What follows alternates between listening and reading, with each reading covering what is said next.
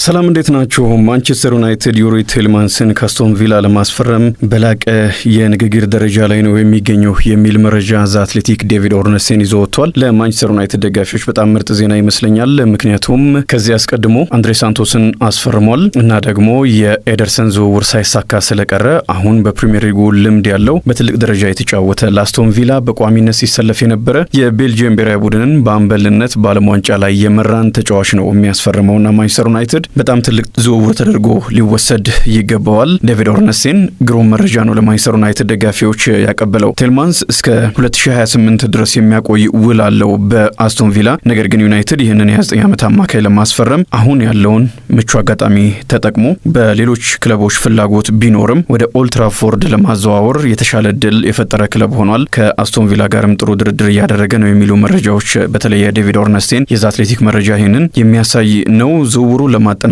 በሁለቱም ወገኖች መካከል ቀጣይነት ያለው ግንኙነት እየተደረገ ይገኛል። ሁለቱም እየተወያዩ እየተነጋገሩ ነው። የተለያዩ ጉዳዮችን ዝርዝር ጉዳዮችን ጭምር እየተነጋገሩ ይገኛሉ። አስገራሚ ነው።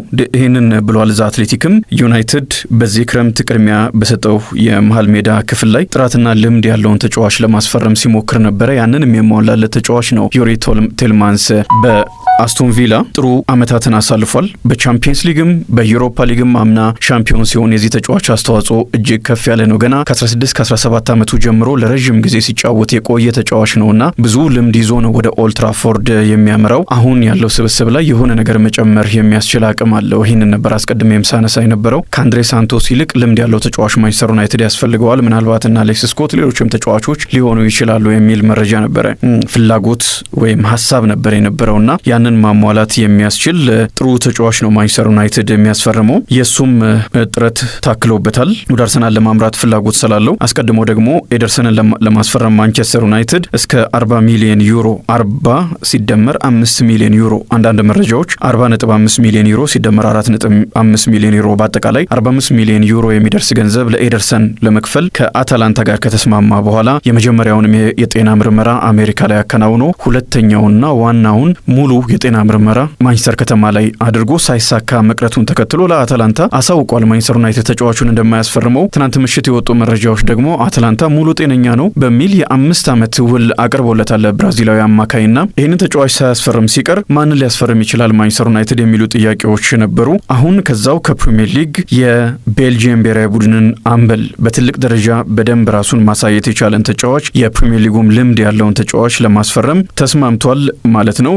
ይሄ ለዩናይትድ ደጋፊዎች ጥሩ ዜና ይመስለኛል። ከዓለም ዋንጫው በኋላ ጥሩ የሆነ ዜና ይሰማል። ዩሪ ቴልማንስ የመጨረሻው ጨዋታ በጉዳት ምክንያት ለቤልጂየም ብሔራዊ ቡድን መጫወት አልቻለም። ልምምድ ላይ ተጎድቶ ግን አሁን ደግሞ ምንም እንኳን ሀገሩ ከዓለም ዋንጫ ብትወርቅም ማንቸስተር ዩናይትድን የሚያክል ግዙፍ ክለብ ላይ ያስፈርመው ሲመጣ ደስታን የሚሰጥ ይሆናልና ከዓለም ዋንጫ ድብታው በተወሰነ መልኩ የሚላቀቅበትን እድል አግኝቷል። 2023 ክረምት ላይ ከሌስተር ሲቲ በነጻ ዝውውር ቪላን ከተቀላቀለ በኋላ በርከት ያሉ ጨዋታዎችን አድርጓል። በተለይም ደግሞ ባለፈው አመት አስቶን ቪላ ሻምፒየንስ ሊግ የሚያሳትፈውን ቦታ ይዞ ሲያጠናቅቅ 4ኛ ደረጃን ይዞ እንደዚሁም የዩሮፓ ሊግ ዋንጫን እንዲያሸንፍ ትልቅ አስተዋጽኦ አድርጓል። በአጠቃላይ በሁሉም ውድድሮች 35 ጨዋታዎች አድርጎ 2 ጎሎችን አስቆጥሮ 7 ጎል የሆኑ ኳሶችን አመቻችቶ አቀብሏል።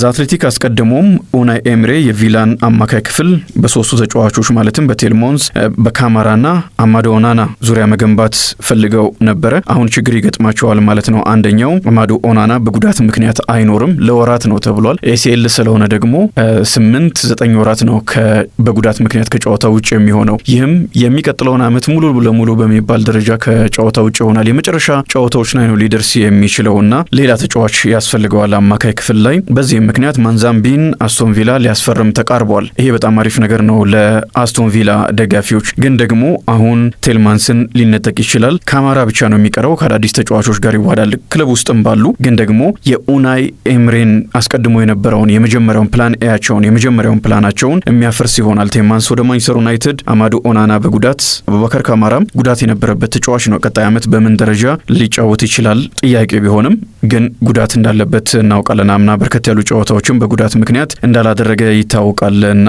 ይህንን ተጫዋች ያስፈርማል ማለት ነው። ቤልጂየም በ32ቱ ማጣሪያ ወይም ደግሞ ጥሎ ማለፍ ሴኔጋልን 3-2 በሆነ ውጤት ባሸነፈችበት ጨዋታ 2 ጎሎችን ቴልማንስ ማስቆጠሩ ይታወቃል። ኬቪን ደ ብሩይነ፣ ሮሜሎ ሉካኩን የመሳሰሉ አንጋፋ ተጫዋቾች ያሉበትን ብሔራዊ ቡድን ነው በአምበል በአምበልነት የሚመራው። ይህም ልምዱ ምን ያህል ከፍ እንዳለ የሚያሳይ ነው። ለ10 ምናምን ዓመታት በትልቅ ደረጃ ተጫውቷል። በቤልጂየም ጀምሮ ከአንደርሌክት ጀምሮ በእንግሊዝ ፕሪሚየር ሊግም ያለፉትን ዓመታት በሙሉ ሌስተር ሲቲም አስቶን ቪላም እየተጫወተ ቆይቷልና በእኔ እምነት በጣም ጥሩ ተጫዋች አስፈርሟል። ዩናይትድ ኡጋርቴን በጉዳት ምክንያት በሚቀጥለው ዓመት ያጣዋል። በእርግጥ የዚህ ተጫዋች መጎዳት ሜዳ ውስጥ በሚኖር ግልጋሎት ሳይሆን ልንመለከተው የሚገባው ይህንን ተጫዋች በመሸጥ የሚገኝ ገቢ ይኖራል ከሚል ነው። ግን ደግሞ ይህ ተጫዋች ባይኖር በጉዳት ምክንያት ባይሸጥም የማንቸስተር ዩናይትድን የዝውውር ፕላን ቅዱን የሚነካ አይደለም የሚሉ መረጃዎች ሲወጡ ነበሩና አዳዲስ የሚመጡ ተጫዋቾች ላይ ማተኮሩ የተሻለ ነው። ካዛሚሮም ስለቀቀ በጣም ያስፈልጋል። አንድሬ ሳንቶስን በ48 ሚሊዮን ፓውንድ አስፈርሟል ማንቸስተር ዩናይትድ። የ2 ሚሊዮን ፓውንድ ተጨማሪ በአጠቃላይ 50 ሚሊዮን ፓውንድ በሚደርስ ገንዘብ ማለት ነው። እና ደግሞ ማንቸስተር ሲቲም የ116 ሚሊዮን ፓውንድ አውጥቶ አስፈርሟል ኤሌት አንደርሰንን እና ቶተናምም በ85 ሚሊዮን ፓውንድ አስቀድሞ ማቲያስ ፈርናንዴዝን ቀጥሎ 100 ሚሊዮን ፓውንድ ቶላሊን አስፈርሟል። እነዚህን ጠንካራ ክለቦች ለመገዳደር አርሰናልም ሊቨርፑልም ሌሎችም ክለቦች አሉ። ማንቸስተር እንደ ዩሪ ቴልማን አይነት ተጫዋች የሚያስፈልገው ይመስለኛል። ጎልም ማስቆጠር የሚችል እድሎችን የሚፈጠር መከላከል ላይም በጣም አሪፍ የሆነ ተጫዋች ነው። በተወሰነ መልኩ ከፍጥነት ጋር ነው ችግር የሚነሳበት፣ ግን ደግሞ ያንን በብልሃት ማሻሻል የሚችል አይነት ተጫዋች ነውና ቤልጂማዊ ኢንተርናሽናል ወደ ኦልትራፎርድ የሚያመራበት እድል አለ። አስቀድሞ ካስፈረመው ተጫዋች በኋላ አሁን ሶስተኛ ተጫዋች ማለት ነው። ግብ ጠባቂ ያስፈርመዋል። እንደዚሁም አንድሬ ሳንቶስን ከቼልሲ ያስፈርመዋል። ሌላ ደግሞ ተጫዋች ማንቸስተር ዩናይትድ በተለይ አማካይ ክፍሉን ማጠናከር ስለሆነ ዋነኛ ኢላማው ይህንን የቤልጂየም አማካይ ለማስፈረም ተስማምቷል።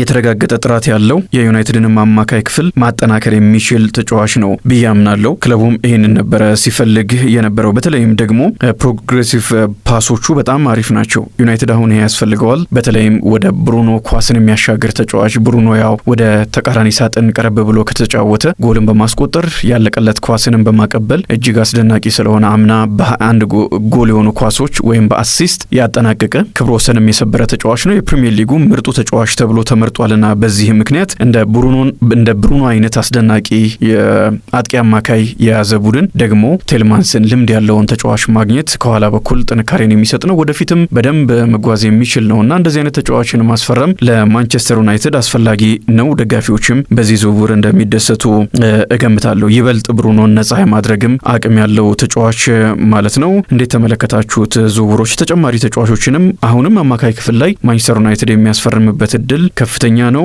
ግን አሁን ዘ አትሌቲክ ይዞ የወጣው መረጃ ይህንን ይመስላል። ማንቸስተር ዩናይትድ ዩሪ ቴልማንስን ከአስቶን ቪላ ለማስፈረም ላቅ ባለ ደረጃ ንግግር እያደረገ ይገኛል። ቀጣይ እስከ 2028 ድረስ ነው ውሉና የሚያስፈርምበት